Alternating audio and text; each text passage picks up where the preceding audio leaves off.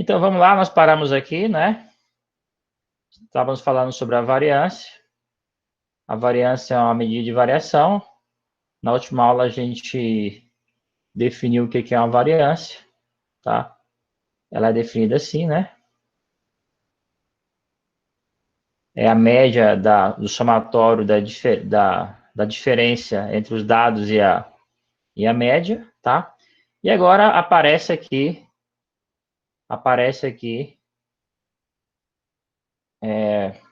essas duas expressões, essa aqui e essa. Muito bem, a definição que eu expliquei na última aula foi essa aqui, tá? Então, que era a gente dividir por n, né? E nesse caso, o n grande, esse n grande aqui, é o tamanho da população. Tamanho da população, tá? E o n pequeno é sempre o tamanho da amostra, tá? Então, olha só. E o n pequenininho é a notação amostral, tá? Então, é o tamanho da amostra. E olha só, então, um detalhe, tá? Quando eu calculo a variância da população, eu divido por n, que é o tamanho da população. E quando eu estou calculando a variância da amostra, eu vou dividir por n-1, onde esse n é o tamanho da amostra, tá? Então, tem essa pequena diferença de uma unidade, tá? E a razão disso tá, é um pouco mais complicada, tá? E tem a ver com a teoria de inferência lá na frente, tá? Mas, então, por hora, vamos só registrar essa diferença no cálculo da variância de uma amostra, tá? E no cálculo da variância de uma população, tá bom? Muito bem, então, vamos em frente aqui. Então, veja, se eu já defini a variância amostral como S ao quadrado, foi porque eu já quero definir o desvio padrão como a raiz quadrada da variância, tá? Então, olha só, o desvio padrão, o que acontece se você... bom, o S ao quadrado, né? Eu chamei a variância de S ao quadrado. Por que eu fiz isso? Porque eu já queria definir a variância, o desvio padrão amostral assim, ó, como sendo a raiz quadrada da variância, tá bom? Você passar a raiz aqui, né? Você passar a raiz aqui, ó, você vai ter exatamente essa expressão aqui, tá? Então, o desvio padrão amostral é o quê? É a raiz quadrada da variância amostral. Da mesma forma, o desvio padrão populacional é a raiz quadrada da variância populacional, tá bom? Então, resumindo, é assim, o desvio padrão é a raiz quadrada da variância. Então, já vou explicar por que definir o desvio padrão dessa maneira.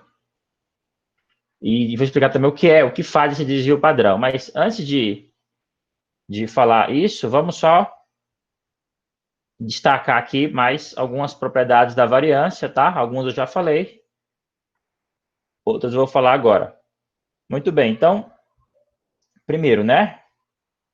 Olha só. As unidades da variância são os quadrados das unidades dos valores de dados originais.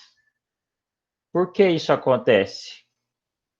Ó, isso acontece simplesmente pela própria definição da variância, né? Ó, Como é que você calcula, olha, concentra nessa expressão aqui. Como é que você calcula a variância? Ó, esse x, os dados amostrados é esse x, certo? X, isso aqui é o valor do dado amostral, né? Isso é o valor do dado. Então, por exemplo, suponha que esse x seja, por exemplo, em metro, tá? A média aritmética faz o quê? Você somaria todos os dados em metro e dividiria pelo valor total. E essa média ainda fica com a unidade de metro, certo? Aí, quando você eleva essa diferença ao quadrado, ó, quando você eleva essa diferença ao quadrado, aí sim você vai estar passando do metro, tá? Como isso aqui é medido? Se o dado aqui for medido em metro, essa diferença fica medida em metro quadrado, tá bom? E aí o somatório desses dados em metros quadrados vai ficar também em metros quadrados. E quando você dividir por n mais 1 também, você vai continuar com a mesma medida de metro ao quadrado. Então, a variância, ela tem unidade que é o quadrado da unidade do dado, né? Então, se os dados estiverem em metros, a variância tem metros quadrados. Seria a unidade da variância. Então, se os dados forem em quilogramas, a variância fica em quilograma quadrado. Então, essa é a primeira afirmação, tá vendo? Essa aqui, ó. As unidades da variância são os quadrados, ó. Os quadrados das unidades dos valores de dados originais. Segundo, a variância é não negativa e só é zero quando os dados têm o mesmo valor. Foi o que eu já falei na aula anterior, tá? Por que que isso acontece? Acontece simplesmente pela própria forma da expressão, né? Como você está somando quadrados e dividido por n mais 1, por n menos 1, então a variância só vai dar zero. Olha só, a variância só vai dar zero quando, se só se o numerador lá for zero, porque o denominador é um número. Então, é uma fração, né? Certo? Então, essa fração só vai ser zero quando o numerador for zero. O numerador é isso aqui, ó. Mas esse numerador aqui só vai ser zero quando cada uma das parcelas for zero. Isso só vai acontecer quando todos os valores forem iguais à média, né? Então, é claro, como eu estou somando aqui, então, a variância está dizendo o seguinte, a variância só vai dar zero quando todos os valores forem iguais, nesse caso, iguais à média, tá? E como eu estou somando o quadrado aqui, então, fazendo uma soma de quadrados, isso aqui é sempre maior ou igual a zero, tá? Então, resumindo, a variância é zero, se os dados amostrais, os dados, né, são todos iguais, e ela nunca é negativa, tá? A variância nunca é negativa. Então, é o que está sendo dito aqui, tá? Nesse segundo item, vamos para o terceiro, ó, o valor da variância pode aumentar drasticamente com a inclusão de um ou mais valores atípicos. Isso acontece porque é a própria média, né? A gente viu que a média não é um valor resistente, a média não é resistente, né? Então, ou seja, se tiver valores outliers, né, valores atípicos, muito distantes um do outro, a própria média vai ficar deslocada, né?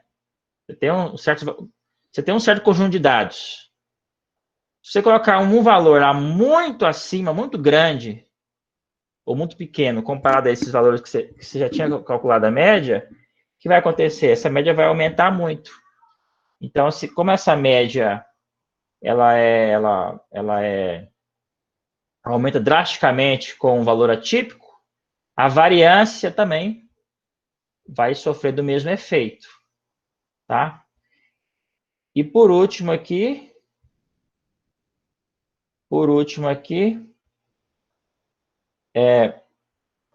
a variância amostral S é um estimador não viesado da variância populacional sigma.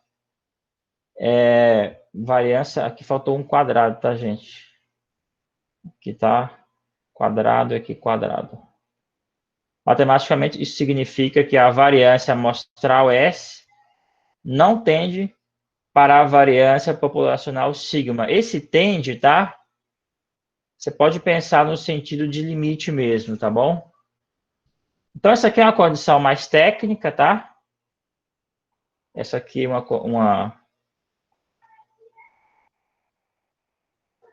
essa aqui é uma condição... Aqui, gente, não, na verdade está... tende, tá? Tá errado aqui.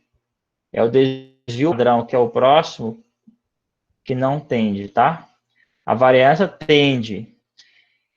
E, na verdade, o motivo da gente ter incluído aquele denominador n-1 é exatamente para acontecer isso, tá? Para que essa variância amostral, ela tenda para a variância populacional. Então, essa é uma condição técnica, tá? Que está lá na terceira parte do curso, tá bom? Então, o motivo de você colocar esse seu n-1 aqui é esse, tá bom? Mas não se preocupe, por enquanto, com essa condição técnica, tá? Eu coloquei aqui só para ficar registrado aqui, tá? Vou dar uma explicação de por que você coloca um n-1 ao invés de um n.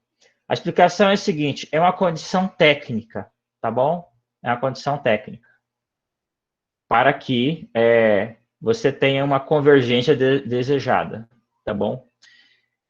Vamos em frente aqui, então. Agora aqui está certo. Gente, então, vamos lá. A gente vai aproveitar o que a gente estudou de variância para poder explicar o que é o desvio padrão, tá? Então, vamos lá. O desvio padrão mede o quanto os valores dos dados se afastam da média. Gente, então, na aula passada, a gente viu que a variância fazia isso, né? A variância era uma medida de quanto, em média, os dados se afastavam da média. Nada mudou, tá? Porque o desvio padrão é a raiz quadrada da variância.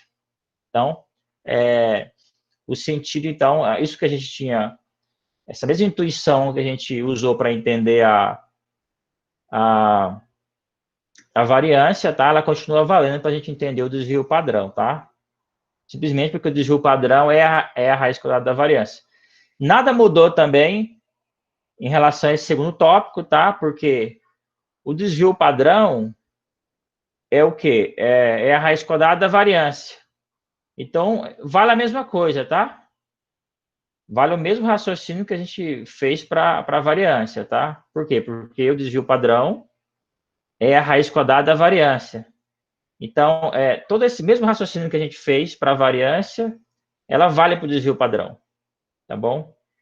A unidade do desvio padrão é a mesma. Isso aqui é o ponto importante, tá? Eu vou chamar a atenção de vocês, ó. Porque por isso a gente introduziu o desvio padrão, tá? Porque a variância, digamos assim, essa medida de afastamento, essa medida, usar a variância para medir o quanto esses dados se afastam da média, tá dando um problema com isso, porque a gente viu que a unidade da variância é o quadrado dos dados originais, né? E para os propósitos do que a gente quer fazer aqui, tá? É melhor a gente ter uma unidade de medida para essa medida de variação que seja a mesma dos dados originais, tá? Então, olha só.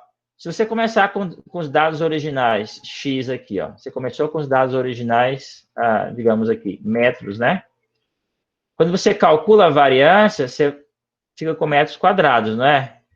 Só que aí, quando você tira a raiz quadrada da variância, então você volta para o metro, tá vendo? Aqui a variância, ó. Aqui são os dados, né? Se os dados estão medidos em metro, a variância, ó, escrever assim, variância, tá? Usando metros quadrados. E aí, quando você passa aqui para o desvio padrão, quando você passa para o desvio padrão, você volta para o metro. Aí você tem uma medida de variação que tem a mesma unidade dos dados originais, tá? Então é por isso que você introduz o desvio padrão. E aí essa outra condição aqui, tá? É muito semelhante, essa outra propriedade é muito semelhante à da variância lá, mas com um detalhe que agora essa variância não é variância, mas é desvio, aqui é desvio, deixa eu corrigir aqui, tá? Isso que dá, isso que dá fazer Ctrl C, Ctrl V, né? Aqui é desvio padrão, tá? Desvio padrão amostral S agora não tende para a variância populacional sigma. Paciência, né? Tá bom. Então, vamos em frente aqui. Vamos fazer aqui uma recapitulada, então, gente, aqui para a gente fazer uma espécie de revisãozinha básica aqui, tá? Ó, relembrando as notações. Vamos lembrar as notações, ó. Número de elementos de uma população. Qual a notação que eu uso para o número de elementos de uma população? Eu vou usar um N grande. Ó, N grande vai ser para número de elementos da população. Quem pode me dizer aí, número de elementos de uma amostra? Qual é a notação? É N pequeno, gente, ó. Tá bom? Eu uso N grande para o tamanho da população e N pequeno para o tamanho da amostra. Ó, média populacional. Eu uso Mi, tá? Ó, quem é esse Mi? Esse Mi é a média, né? É o somatório do XI. Aqui, ó. Vamos usar o truque aqui, ó. Deixa eu colocar uma barra aqui, tá vendo?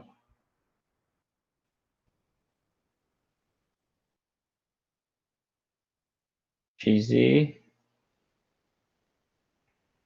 e variando de 1 até N, dividido por N, né? Tá vendo? Isso aqui é a média. Essa aqui é a média populacional, ó.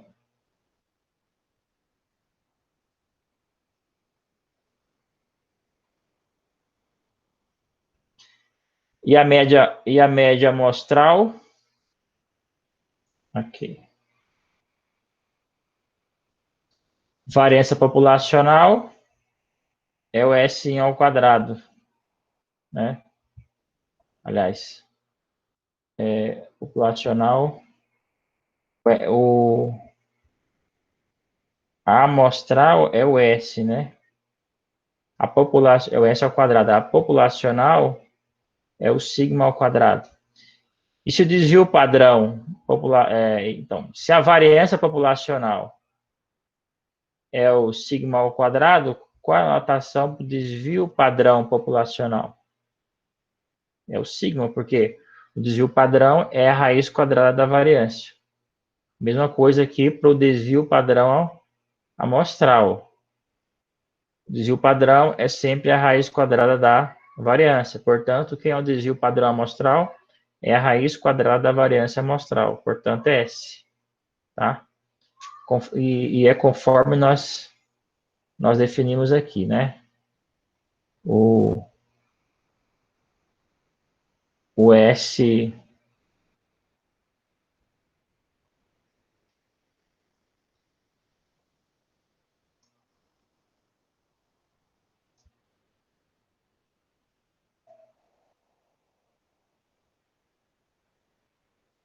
tá?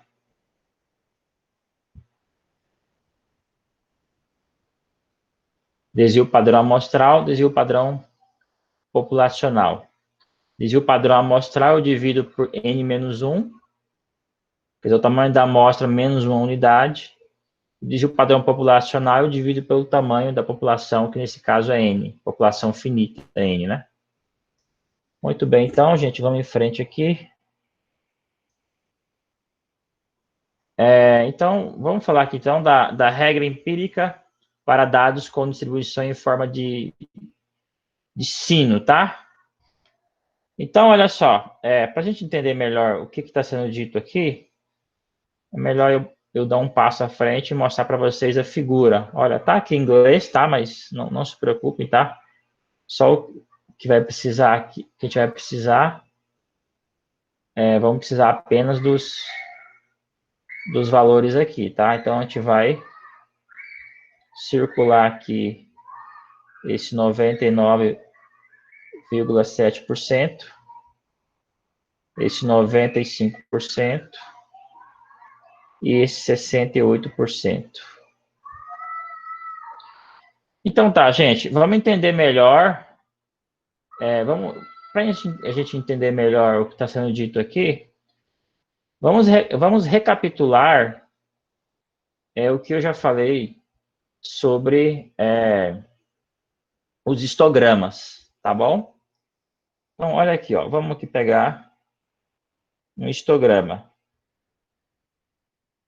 Lembra, o histograma é uma representação gráfica de uma tabela de frequência, né? Então, por exemplo, ó,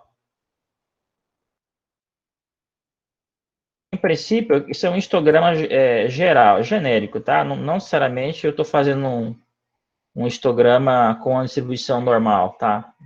Em forma de sino, não. Estamos retomando aqui, por exemplo, um histograma assim, ó. Então, vamos relembrar aqui, ó. Você tem aqui dois eixos, né? Aqui vai ser o eixo X, né? O eixo dos dados, dos valores. Aí, o que você fez? Você pegou e separou aqui em classes, né? Você pegou esses dados e aí você fez o quê? Encontrou classes aqui de mesmo tamanho, certo? Então, vamos supor aqui que você tem, por exemplo, essa classe aqui, tá vendo? Você tem aqui esse seu intervalinho aqui, daqui até aqui. Tem aqui o seu intervalinho, tá? Vamos supor que esse é do intervalinho que vai do xi até o xi mais 1, tá bom? Então, vamos chamar isso aqui isso aqui, vamos chamar esse retângulo aqui do nosso, vamos chamá-lo de retângulo I, tá? E esse retângulo, ele está associado a uma frequência relativa, ó. Lembra que a frequência relativa, que eu vou chamar de Fi, vai ser o quê? Vai ser o Ni dividido por N. N é o tamanho a quantidade de dados, tá bom? Esses valores, x, x1, x2, x3, todos esses valores, tá? x1, x2, até xn. Esses são os dados, que eu vou marcá-los aqui no eixo x, tudo bem?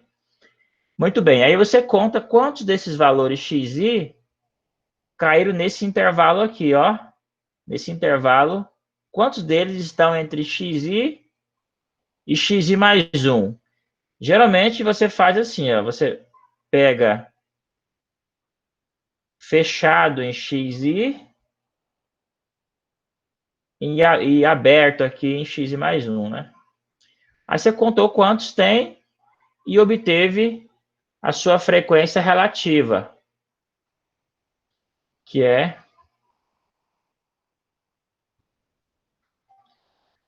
Ni por N, tudo bem? Só que aí, ó, lembra o seguinte, como é que eu vou encontrar a altura do histograma? A altura vai ser a seguinte, eu vou pegar essa largura do intervalo E vamos chamar aqui de delta x, tá? Esse delta x, como é que eu calculo ele? Bom,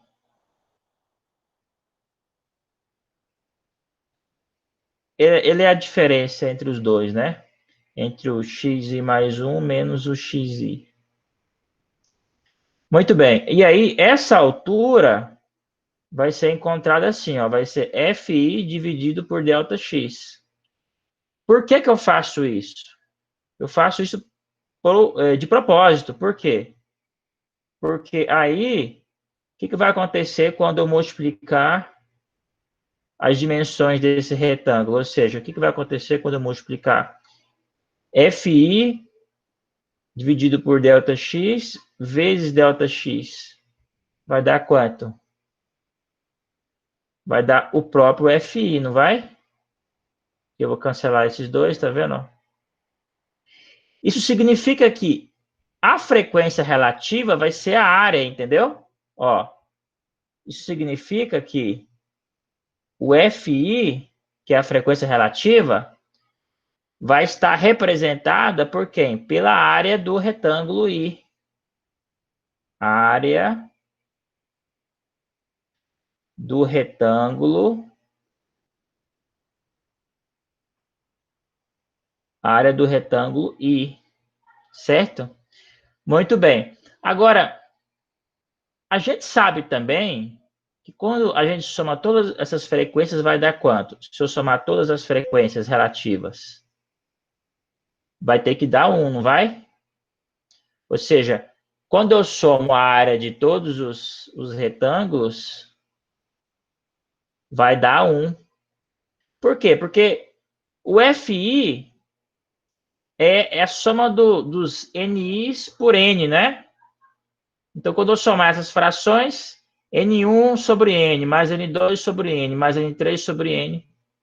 Quando eu somar essas frações, eu vou conservar o denominador N e vou somar os numeradores, né? Que são as frequências absolutas.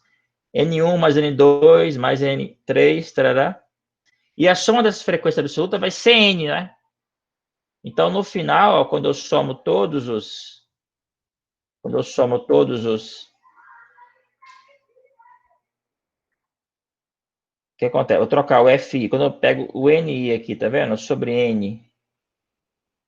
Quando eu somo aqui com 1 variando de 1 até N, isso aqui vai dar N sobre N, que é o próprio 1. Então, na verdade, eu posso pensar também, olha, eu posso pensar aqui o seguinte. Vamos olhar, a gente pode olhar para essa frequência relativa como sendo uma probabilidade, entendeu? Então, eu posso pensar assim, que a frequência FI, o que significa esse FI igual a NI por N? Pode ser a probabilidade, tá? Desses valores está nesse intervalo xi até xi mais 1. Certo? Então, por exemplo, se eu tivesse lá os valores, sei lá, 1, 2, 5, 7,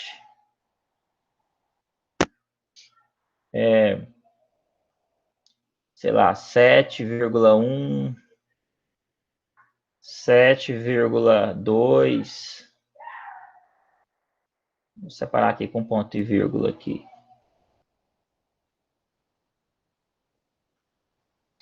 Então, se estivesse olhando para um intervalo que contivesse esses três aqui, ó, o 7, o 7,1 e o 7,2, então tem três valores lá no intervalo, né? Por exemplo, por isso é um intervalo de 7 até 7,5, por exemplo.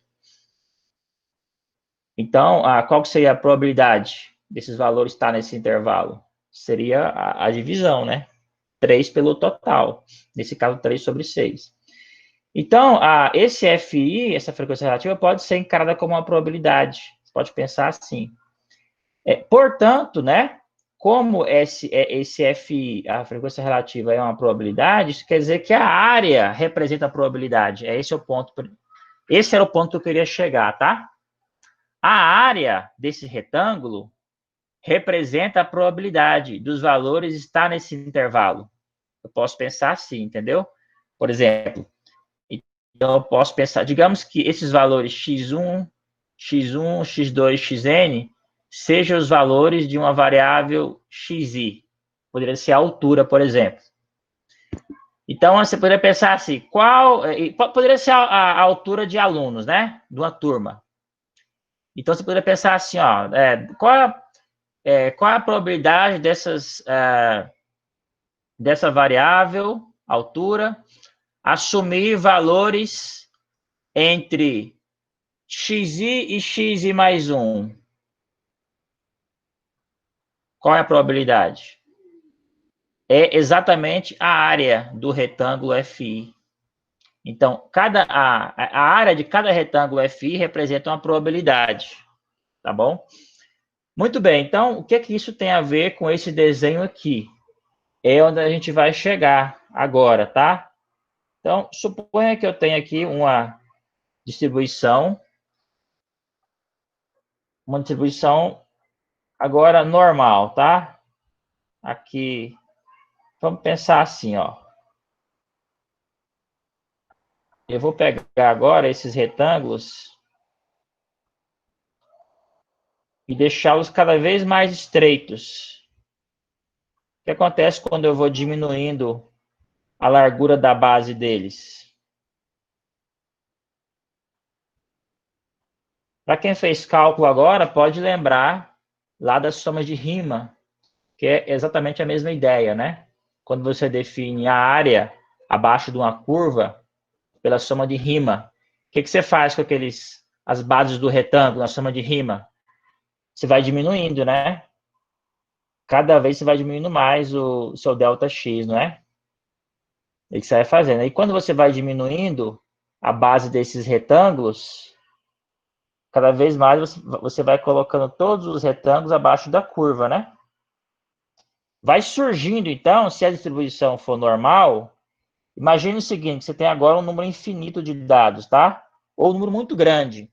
Agora não é mais assim, 10, 20, 100 valores. Começa a pensar na escala de 1 milhão, de 100 milhões, de 1 bilhão de valores. Uma quantidade muito grande. O que vai acontecer?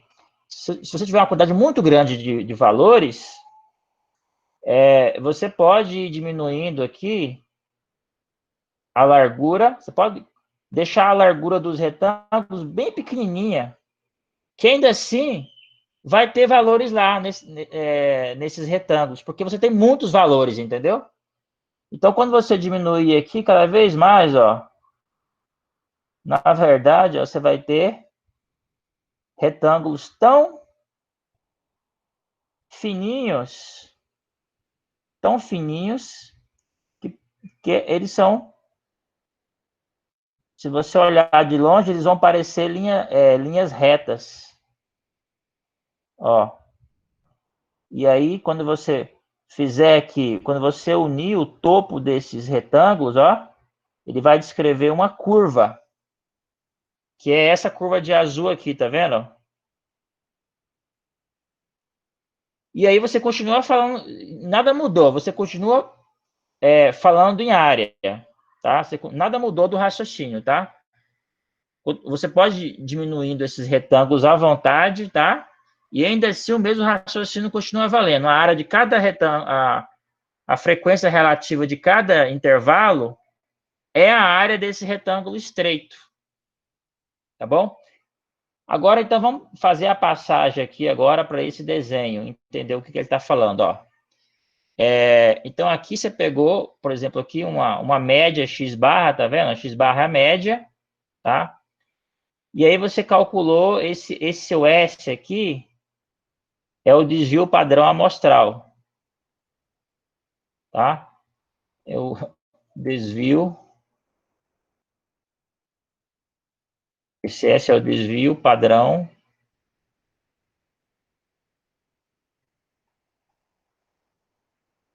amostral. E aí tá dizendo o seguinte, ó, se você pegar a sua média x barra, tá vendo? Ó, Se você subtrair um desvio padrão e depois adicionar um desvio padrão, você vai ter um intervalo, ó. Um intervalo que vai de x barra menos s até o x barra mais s. O que está dizendo aqui é o seguinte, ó. A probabilidade desses valores estarem entre x barra menos s e x barra mais s, a probabilidade é quanto? É 34,13% mais 34,13%. Que se você somar, vai dar 68%. Lembra do que eu falei? Que a área de cada retângulo vai te dar uma probabilidade, é uma probabilidade. Acontece se você passar o limite, na verdade, se você passar o limite com esses retângulos, como você faz lá em cálculo, quando você calcular abaixo de uma curva, quando você passa o limite, ó, você vai ter uma curva aqui contínua e os retângulos vão ficar tão próximos que vai te dar uma área, entendeu? E aí a probabilidade vai ser, na verdade, a área, que vai ser o limite da soma das áreas dos retângulos, quando n tende ao infinito. Ou seja, a integral de Riemann, né? E aí você tem um intervalo aqui A e um intervalo B aqui, tá vendo? Um intervalo de A até B, né? Então, a probabilidade da variável assumir valores entre A e B vai ser exatamente essa área abaixo da curva. Essa é a conexão com o cálculo, e é isso que está dizendo aqui, tá? Embora ele não use essa linguagem de integral aqui. Tá? Mas eu estou falando de integral porque vocês já fizeram o curso. Muito bem. O mesmo raciocínio vale para cá. E se você alargar um pouco mais e pegar aqui qual é a probabilidade dos valores assumirem os valores da variável, estar entre x barra menos 2s e x barra mais 2s? É essa soma toda aqui, tá vendo? É 13,59 mais 34,13 vezes 2, né? Ó, perceba o quão é importante a simetria, né? Como essa curva é simétrica, ó, e essa reta que passa por x barra, ela divide a curva no meio, exatamente no meio, de tal maneira que fica fácil calcular as probabilidades aqui, né? Quando você soma isso tudo aqui, ó, essas quatro porcentagens, vai dar 95%. E se você somar aqui todas as porcentagens de x barra menos 3s até x barra mais 3s, vai dar quase tudo, né? Vai dar 99,7%. Então, esse é o significado. Então, voltando para cá, ó. Regra empírica. Para conjunto de dados que tenham uma distribuição em forma... tá vendo? Mas isso só vale, ó, se os dados tiverem uma distribuição, ó, em forma de sino. Aproximadamente em forma de sino.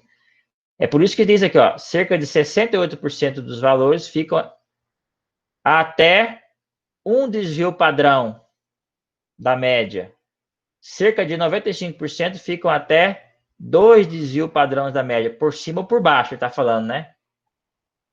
Ou seja, aqui você está pegando x barra, está olhando nesse intervalo, né? Menos s, aqui x barra mais s. Quer dizer, 68% dos valores ficam aqui dentro.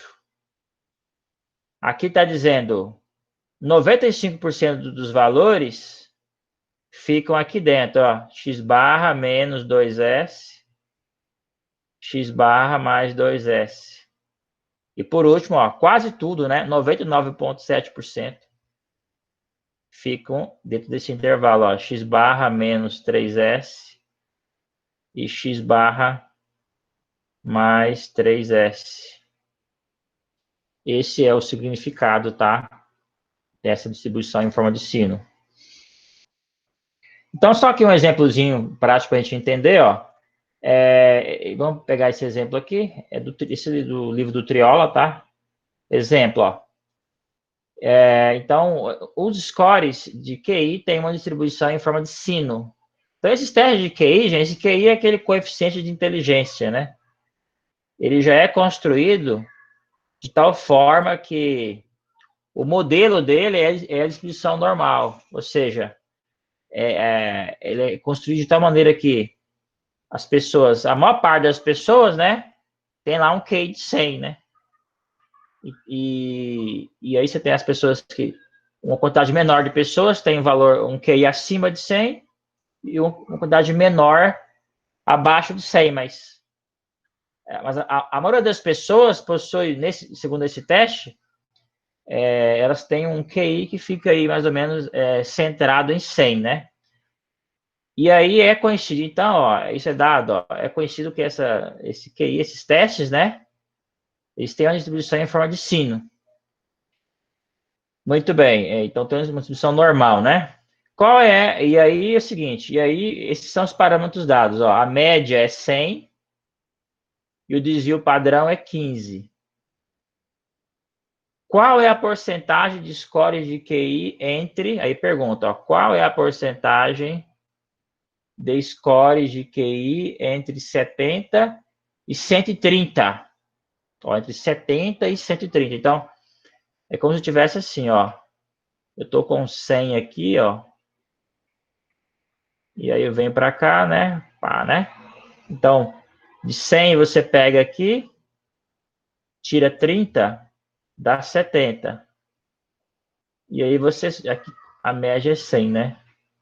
E se você somar a 100, você vai somar 30, fica 130. Então, a pergunta, ó, qual é a porcentagem de scores de QI entre 70 e 130? Qual é a porcentagem aqui, ó? Ou seja, o que corresponde, né? Qual é a porcentagem de dados que fica nesse intervalo daqui até aqui? Para saber o que você faz, ó. Você percebe aqui que se você pegar o 100, é essa conta que está feita aqui, ó. Se você pegar de 100 e tirar 2 desvio padrão, como você sabe que o desvio padrão é 15, isso aqui dá 70. O 70 é igual a quê? É igual a média menos 2 desvio padrão. Ao passo que o 130 é quem? É a média, que é 100, mais 2 desvios padrões, né? Aí você volta lá para a sua regra empírica, ó. Qual é a porcentagem de dados que fica até 2 desvios padrão da média? Não, 95%? Então, por isso que a sua resposta é aqui, ó. 95%. Isso significaria, o significado na prática disso é o seguinte, quer dizer que se você pegasse uma população lá, pega qualquer quantidade razoável de pessoas e aplicar esse teste nelas, pega lá, digamos, sei lá, escolhe aleatoriamente na população 100 pessoas, certo? Ou 1.000 pessoas. Se você pegar 100 pessoas e fizer esse teste, 95% delas vão tirar uma pontuação no teste de QI entre 70 e 130. E os outros 5%? Os outros 5% vão estar ou abaixo de 70 ou acima dos 130. Se fosse 1.000 pessoas, aí seria 95% desses 1.000, né? 950, né? 950 teriam um teste de QI, ficaria entre 70 e 130. E os outros ficariam ou abaixo dos 70 ou acima dos 70. Vamos em frente aqui, gente. Então, aqui mais uma. Vamos ver agora a medida de posição relativa. Então, o que é uma medida de posição relativa? São números que mostram a localização de valores de dados em relação a outros valores dentro do mesmo conjunto de dados. Então, existe 3 desses que a gente vai ver. Então, o score Z a gente já viu, mas nós acabamos de ver o score Z, mas não é Vamos reforçar um pouco mais aqui, tá? Dar uma definição mais precisa, mais clara, mais destacada. E os quartis e os blocos plots, ou a caixa de bigode. Esse score Z aqui, ó, já vamos destacar esse fato que é o mais importante, tá? Porque tá ligado aqui à definição normal. Então, o score Z, a definição é essa, tá? A definição do o score Z, ou valor padronizado, é o número de desvios padrão que um dado valor X está acima ou abaixo da média. O score Z é calculado usando as seguintes fórmulas. Z é igual a X menos X barra sobre S. Tá? Então, isso aqui, esse sample aqui, gente, a tradução é a amostra, tá? E aqui é a população.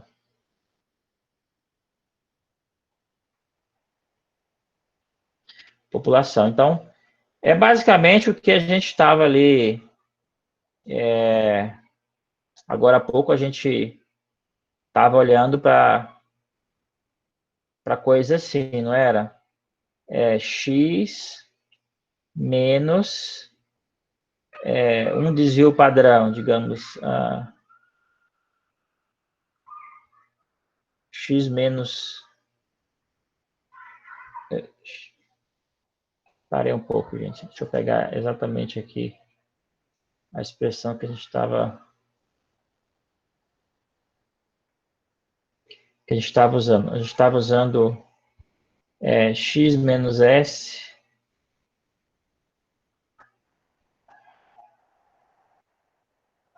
Isso. O que vai acontecer agora é o seguinte.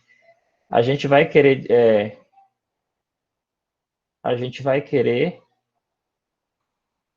então, a gente vai querer descobrir quem é esse número aqui. Por exemplo, esse meu Z, esses meus números aqui, por exemplo, 1, 2, 3, esses múltiplos de S aqui, tá vendo? Aqui tem um 3, aqui eu tenho 2, aqui eu tenho 1, né? Eles vão ser o meu score Z. São os meus valores aqui que eu vou igualar isso aqui a algum valor específico, algum valor aqui, algum dado, né? Algum dos valores. Esse X é o valor de algum dos dados. Eu vou querer saber qual é o score Z associado a ele. Então, eu vou pegar aqui. Se eu fizer isso aqui, eu vou ter X barra é igual a X.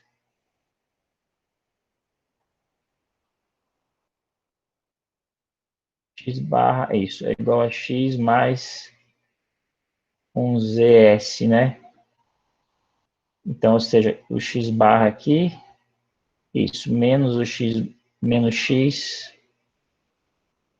dividido por S, isso aqui vai ser o meu Z, tá vendo? Aí eu vou descobrir agora quem vai ser esse aqui, ó. Igualando essa expressão a um valor X dos dados. Aí eu descubro qual é o score Z associado a um valor, a um dado. É isso que está acontecendo, ó. Então vamos voltar para lá, ó.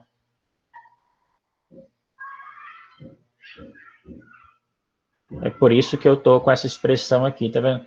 É como se eu quisesse saber a que distância, o que isso aqui, essa forma está dizendo? Eu quero saber a que distância o dado se afasta da média, mas essa distância é como sendo múltiplos, no caso aqui do desvio padrão amostral. Estou olhando para cá, ó. Então, esse score Z, ele mede o quão distante o dado em particular, o dado de valor X, está distante da média. Mas essa distância, esse o quão distante, é dado por múltiplo de Z.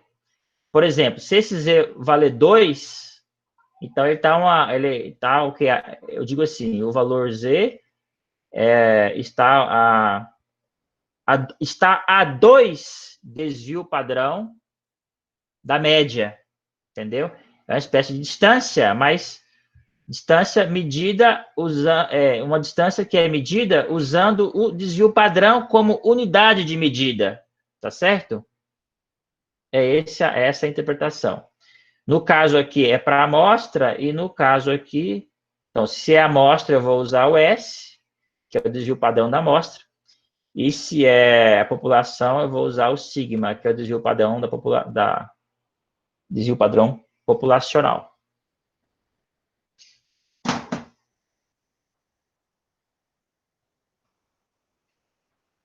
Gente, então é isso, tá? Eu tô quase aqui, eu não estou tão longe de terminar aqui, mas nossa hora já deu, né? Eu vou dar aula daqui a pouco.